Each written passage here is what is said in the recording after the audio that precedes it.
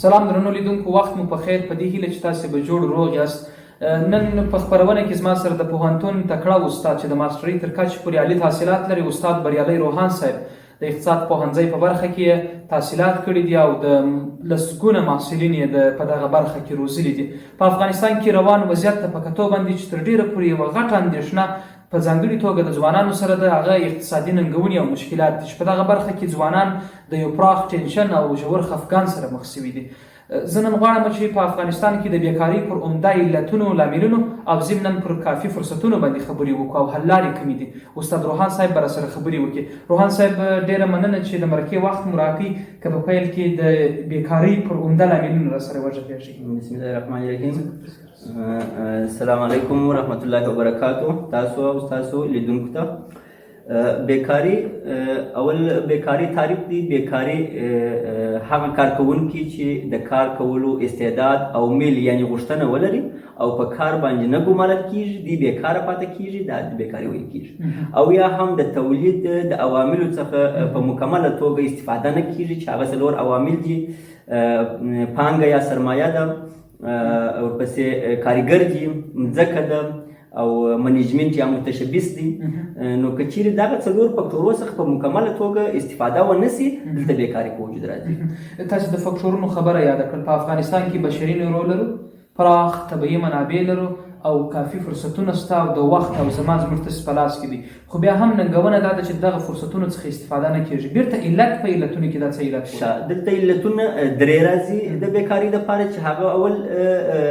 د تولیداتي ذخایرو محدودیت دی چې موږ دلته په ملک کې تولیداتي ذخایر نه لرو او یا که یې کم دي.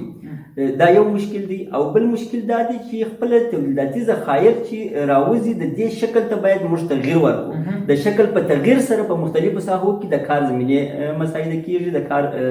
زمینه یا فرصتونه په وجود راځي چې دا خپله به د بیکاري په کښته کولو کې ډېر مهم رول لري. را به سودې دوه نور لاملونه هم تاسې وویل. او بل د مصرف محدودیت دی چې د مصرف محدودیت کېدای شي د عایدو د کموالي څخه یا د سپما د زیاتوالي څخه چې هغه خپل پر دې باندې تاثیر کوي چې بیکاري په وجود راوړي. ځکه خلک عاید چې راوړي هغه یا کم وي، دی مصارف نه کوي. چې مصارف ونه شول په دې وخت کې سرمایه ګزاري کمیږي، هغه تولید چې کېږي هغه کمیږي، تقاضا تولیداتو چې کېږي کمیږي. او یا که چیرې دی د خپل عایداتو زیاته برخه سپما کوي، په مصرف یې نه رسوي، هم هلته سرمایه ګزاري کې کمبود راځي، په تولیدات کې کمبود راځي، په تقاضا کې کمبود راځي، دلته بیکاري په وجود راځي. نو د دې لپاره د پالیسي جوړونکي دنده ده چې دغه مصرف د سرمایه ګزاري او سپما تر مابین یو تناسب وټاکي چې په کومه اندازه عاید خلکو ته لاسته راځي، په کومه اندازه سپما وکړي او سرمایه ګزاري په څه ډول وجود راسي.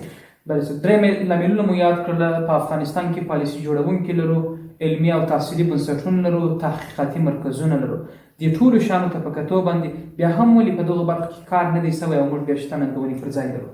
دا د دې د مخنیوي لپاره بیا موږ تدابیر لرو چې هغه اول په اقتصادي سکتورونو پورې اړوند تدابیر دي چې هغه په زراعت کې، په صنایع کې، په معدنونو کې باید موږ کار وکړو. مثلا په زراعت بخش کې د بزګرانو سره کومک وکړو، اسانتیاوې برابرې کړو، دوی ته اصلاح شوي تخمونه ورکړو، دوی ته کرهنیز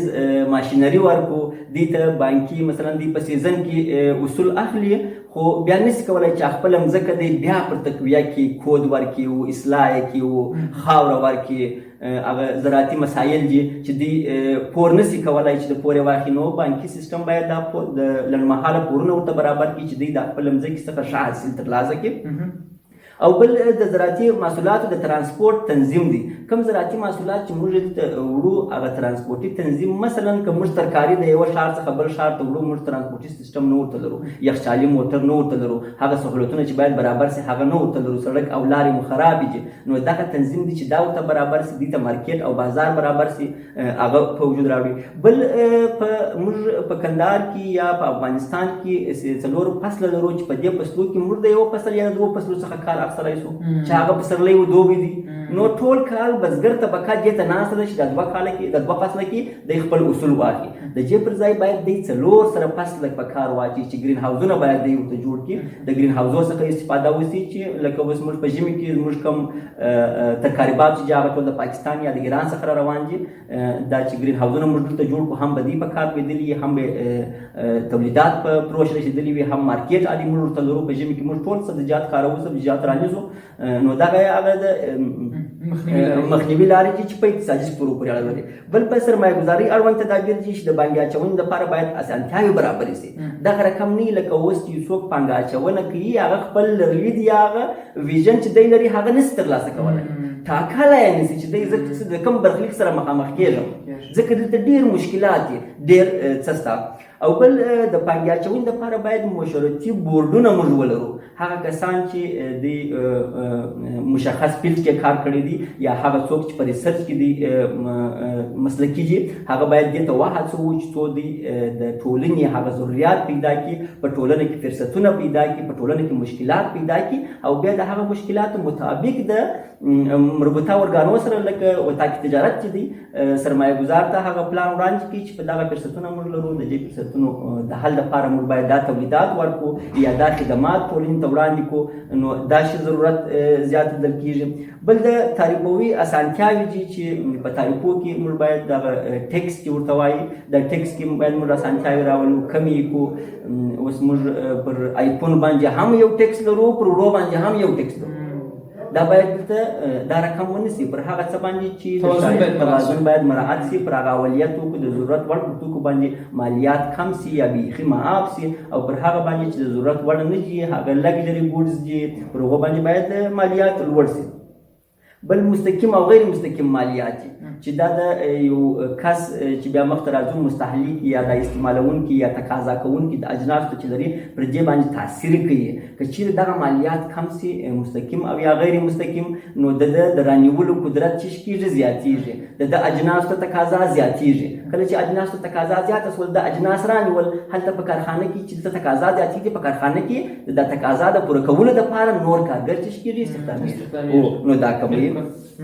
ورپسې دریم چې دوی په مستهلکینو پورې چې موږ او تاسو یو چې دغه اجناس او خدماتو څخه استفاده کوو په دې پورې اړه لري چې هغه د دې لکه مخکې چې مو ویل د رانیولو قدرت یې زیاتول دي هغه خو نو داسې کسان دي چې اوس غریبه طبقه دا خو عاید نه لري وظیفه نه لري د دې لپاره دولت ته پکار ده چې دوی ته تادیات وکړي لکه اوس چې بعضې پالیسي روانې دي بعضې ارګنایزیشنونه راځي دوی ته په نغدي ډول باندې کومک کوي څو د دوی دغه د رانیولو قدرت چې دوی په بازار کې په فروش ورسي اجناسو ته تقاضا ډېره سي دا روان دي او بل د دولت د شایست لکه مخکې مو ویل پر د ښایست پر اجناسو باندې باید موږ دغه مالیات کم کړو پر اولیت توکو باندې مالیات کم کړو پر دواو باندې مالیات کم کړو څو د غریبه طبقه وکولی شي هغه ته لاسرسی ولري او هغه رانیسي او بل د بانکي سپما دپاره چې خلک سرمایه ګزاري خو نو د بانکي سپما څخه جوړېږي چې په بانکي سپما وسي بیا یو څوک ورځي هغه ته پروپوزل وړي یا بزنس پلان وړي چې زه دغه فرصت ما پیدا کړی دی یا لکه مخکې چې مو ذکر کوي چې هغه مسلکي کس لري و ریسرچ یې وکړي په ټولنه کې هغه راغلی فرصت یې پیدا کړي چې دغه تولید باید وسي نو دی ځي بانک ته ځي چې ما ته پیسې راکړي په مضاربات یا مشارکات یا په هر شکل چې دوی پیسې ځینې اخلي خپل بزنس پلان ورته نو بانک خپل پیسې نه لري هغه د خلکو پیسې چې ورسره پرتې د سپما په ډول یې شي هغه ورکوي سرمایه ګزاري کوي نو د دې لپاره چې دغه د سپما کچه ډېره شي یو مثال که زه ورکړم موږ که چیرې نفوس ته حساب وکړو 14 میلیونه نفوس لرو په 14 میلیونه نفوس کې که چیرې دا نیمایي کړو 19 میلیونه یې کړو یا 14 میلیونه کړو یا 15 میلیونه ته راکم کړو دغه نورې هغه کسان چې کار نه لري هغه کسان چې په کور کې زنانه ناست دي هغه کسان چې ماشومان دي که چیرې موږ د دغو څخه 15 میلیونه کسان هغه په نظر کې ونیسو چې دوی عاید لري د میاشتې که چیرې د میاشتې دوی یو زره سپما ولري د میاشتې موږ 15 میلیونه 15,000 میلیونه افغانۍ سره سپما کولی شو که چیرې کال ته حساب وکړو نو دلته جزئي شیان دي چې دا مد نظر ونیول شي ډېر کار کوي نو د دغو کسانو لپاره چې دوی سپما ته وهڅول شي باید جایزې ورته وټاکول شي اکاونټونو کې اسانتیاوې ورته برابرې شي او بل هغه د استخدام ادارې چې دي په هغو کې اسانتیاوې برابرې شي چې څو خلک ورسي هغه خپل مسلک پیدا کړي خپل مسلک اړوند دی وظیفې ته اپلای وکړي او دا هغه عمده شان به تشکر. په لنډو کې اوس ځوانان چې روحیې ځپلي دي دوی ته ستاسې لنډ پیغام مشوره څه ده؟ روحیې خو داسې دي رښتیا هم په ټول افغانستان کې دغه سیستمونه روان دي. دلته د پیسو کچه یا پیسې چې وي هغه څه محدودې شولې او موږ د ډېره وخته څخه د مادیاتو سره سر و کار وو، نو دلته یو څه اشکنجه یا سټرس پر خلکو باندې راځي. نو د دې لپاره دوی باید په دې باندې وپوهېږي چې خوشحالي په مادیاتو کې نه ده، هغه راحته ژوند او هوسا ژوند په دې سره نه دی چې پیسې نه وي. او بل رزق روزي الله پاک موږ ته سره وعده کړې ده چې رزق روزي تاسو ته درسوو. رزق روزي الله پاک موږ پر الله پاک باندې پور دی، هغه اتمن راکړي. نو په دې سره باندې باید څوک ځان خفه نه کړي، ځان د سټرس لاندې رانولي چې د دې څخه نور مشکلات پیدا کېږي. په ټولنه کې فساد منځته راځي، د نور شانت فکرونه کېږي، ځکه دی خو په دې باندې متکي چې باید زه پیسې پیدا کړم. نو د دې لپاره لکه نن چې شاهدان یو بعضې کړنې داسې کېږي، نوي ځوانان دوی په اخلاقي فساد باندې اخته کېږي. نو د دې څخه ځان راوګرځي چې نه هر څه کاري زړه ورته ښه کړي، هغه کار وکړي. اوس بعضې ارګنایزیشنونه چې دا څو ورځې کېږي اعلانونه کېږي چې دوی ته یو مسلک هم ور زده کړي، په یوه کې یو $50 هم ورکوي. فکر کوم دا یو ښه فرصت دی چې دوی کار ځینې واخلي، او خاص دا 30 کالو څخه تر 30 کالو پورې د هغو ځوانانو دپاره دي. نو دغسې فرصتونه راځي، هغو ته په انتظار شي، هغو ته ځان وزده کړي. ډېره مننه استاد روحان صاحب. مننه. ستاسې څخه لیدونکو دغسې استادانو سره مشورې وکړئ، بحثونه وکړئ، تاسې به انشاءالله د ژوند په ټولو چارو کې بریالي یاست. مننه لیدونکو، ستاسې څخه هم ډېره زیاته مننه چې زموږ بحث مو تر اوسه پورې تعقیباوه. تر بل بحث ما عبدالقادر تکین او تخنیکي همکارانو ته اجازه راکړئ. په خدای به سپارم. سلام علیکم.